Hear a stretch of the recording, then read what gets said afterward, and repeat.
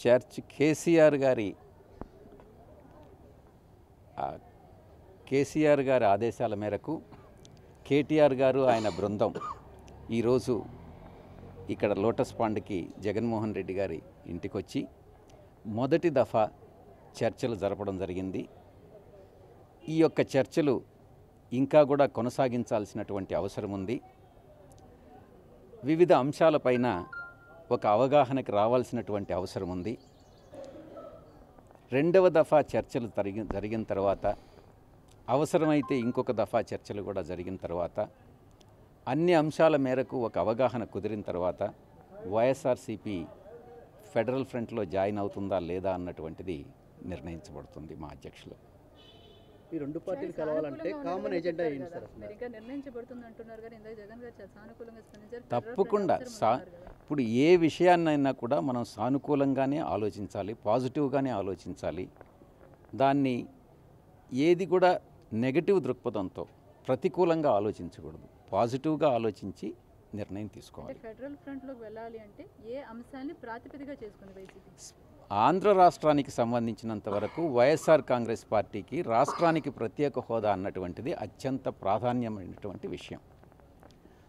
Federal ఫ్రంట్కి సంబంధించి కేసీఆర్ గారు ఆంధ్ర రాష్ట్రానికి ప్రత్యేక హోదా కల్పించేటటువంటి విషయంలో ఎటువంటి అభ్యంతరం లేదన్నటువంటిది చాలా స్పష్టంగా చెప్పడం జరిగింది.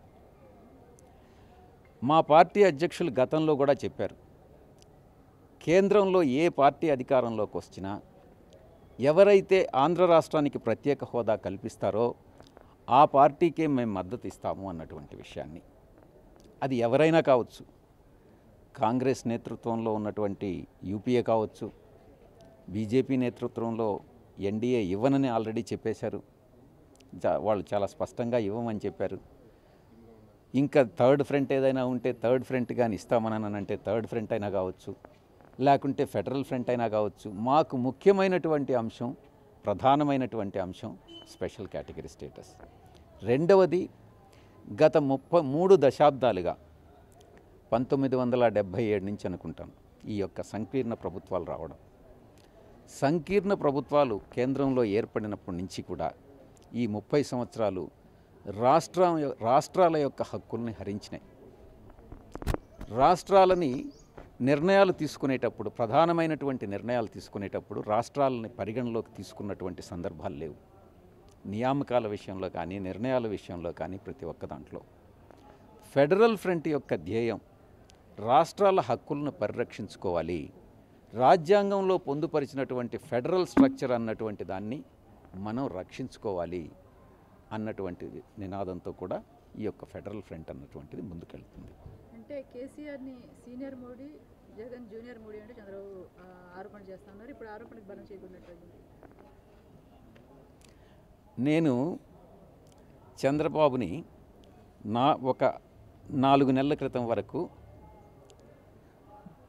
చంద్రబాబు మోడీ బాబు అని అనొచ్చా?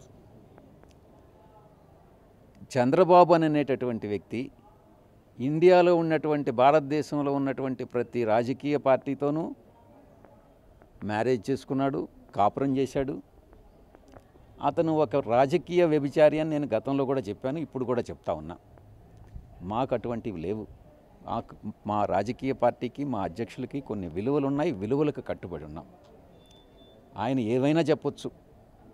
నేను ఈరోజు చంద్రబాబుని రాహుల్ బాబు అని అనొచ్చా, లేదంటే రాహుల్ చంద్రం అని అనొచ్చా?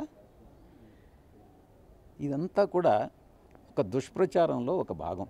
చంద్రబాబుకి తన సహజ శైలిలో. For more updates please subscribe 99 TV Telugu.